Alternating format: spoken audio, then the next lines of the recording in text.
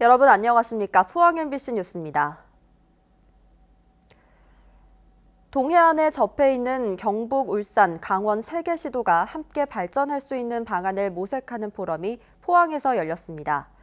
관광과 에너지, 수소산업 이렇게 3가지 분야에 집중해야 국가 사업을 따내는 데 유리하다는 의견이 제시됐습니다. 이규설 기자입니다.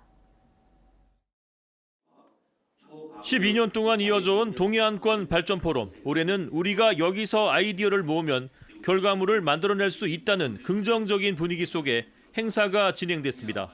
정부가 2개 이상 시도가 참여하는 초광역 사업을 우선 배려하겠다고 밝힌 데다 실제로 최근 국가균형발전위원회가 경북, 강원, 울산이 함께 추진하는 1조 원 규모의 환동의 융복합 관광벨트 사업을 초광역 사업 후보로 선정했기 때문입니다. 울산이라든지 강원이라든지 함께 힘을 모으니까 더 훨씬 시너지 효과가 나고 사업화 개발하는 데도 훨씬 더 많은 의견들을 모아서 집적할 수 있었습니다. 주제 발표에 나선 전문가들은 정부를 설득할 수 있을 만한 아이디어를 쏟아냈습니다. 대구 경북연구원 설홍수 연구원은 수중건설 로봇과 무인 선박 기술이 중심이 되는 해양 신산업 플랫폼 구축과 동해안 해양 생물을 활용한 해양 바이오 신소재 생태계 조성 등을 3개 시도가 함께 할 수 있는 사업으로 제시했습니다.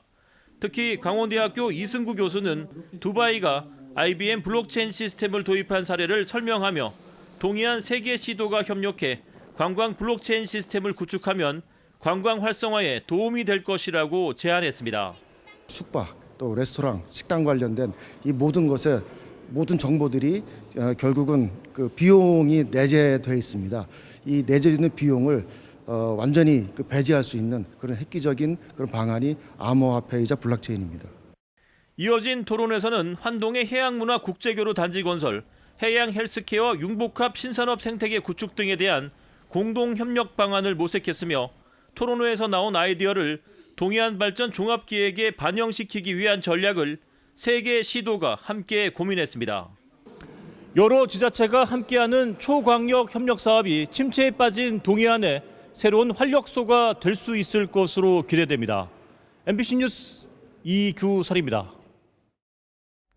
더불어민주당 포항나물릉위원회는 성명을 통해 포항지진특별법 등 민생법안을 발목 잡은 한국당을 비판했습니다. 민주당은 성명에서 포항지진특별법이 자유한국당 김정재 의원의 대표 발의로 상임위를 통과해 본회의 동의 절차만 남은 상태에서 한국당의 당리당략으로 발의 묶였다고 비난했습니다. 또 자유한국당이 계속해서 필리버스터를 고집해 포항지진특별법이 처리되지 못한다면 오는 총선에서 포항 시민의 호된 매질을 당할 것이라고 경고했습니다. 자유한국당의 비박계로 분류되고 3선인 강석호 의원이 차기 원내대표 경선에 출마를 선언했습니다. 강 의원은 오늘 국회에서 기자회견을 열고 자신이 한국당뿐만 아니라 보수정당 의원들과 좋은 관계를 갖고 있어 보수 통합의 적임자이고 패스트트랙 대치 국면에서 원내 협상력을 복원해야 한다며 출사표를 던졌습니다. 한편 나경원 원내대표는 오는 10일 끝나는 임기를 연장해 줄 것으로 바라고 있어 의원총회에서 재신임 논의 결과에 따라 경선 실시 여부가 결정될 것으로 보입니다. 독도 소방 헬기 추락 사고 수색이 오는 8일 끝납니다.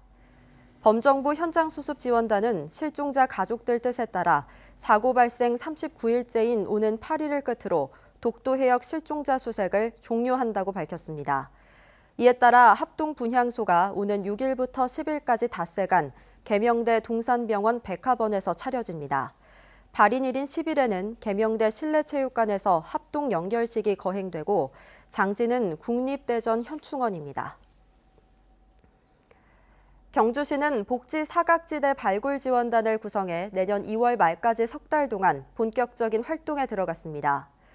이 기간 동안 지원단은 단전과 단수, 사회보험료 체납 등 취약계층 빅데이터를 분석한 2,100여 세대를 대상으로 일제 조사를 벌여 긴급복지나 맞춤형 복지 서비스를 지원합니다.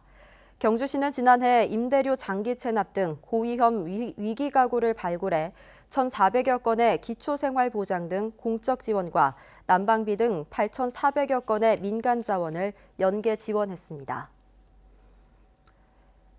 해양수산부는 울진 후포 마리나 항만 1단계 개발 사업으로 426m의 방파제와 호환 등 기반시설과 부지 조성 공사를 마쳤다고 밝혔습니다. 후포 마리나 항만 개발 사업은 내년까지 사업비 612억 원을 들여 레저 선박 300척이 접안할 수 있는 시설과 숙박 상업시설 등을 짓는 사업입니다. 울진군은 앞으로 클럽하우스 등 건축물과 해상 계류시설 등을 건설하는 2단계 사업을 추진할 계획입니다. 포항시가 여성가족부로부터 가족 친화 기간에 또다시 선정됐습니다.